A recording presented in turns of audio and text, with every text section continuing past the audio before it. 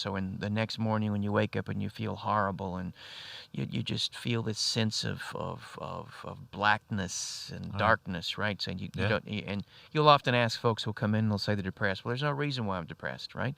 Mm-hmm. And often when we start talking, you begin to see there's so many things that they're unaware of. They're unaware of their negative interjects or their negative self-talk. They're unaware of the trauma and the disconnection they've experienced throughout their life.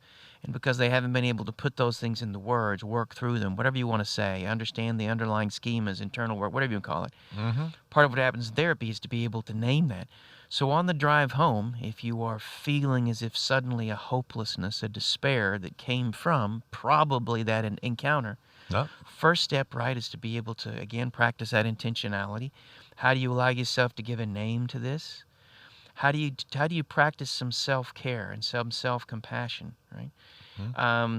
Those can be really, really important. And my concern is oftentimes folks have these negative encounters at the family, at the Thanksgiving table, and they're unaware of how bruised, and they're unaware of how they will carry this encounter with them throughout the rest of their day, even maybe throughout the rest of the year until they're back the next time in Thanksgiving. And it's this negative loop that is diminishing them that they're unaware of, right? So guess Right. what? Part of what I'm saying is, how do we allow ourselves to be intentional in being able to give yourself a place and permission to be able to feel it, to name it, and potentially heal?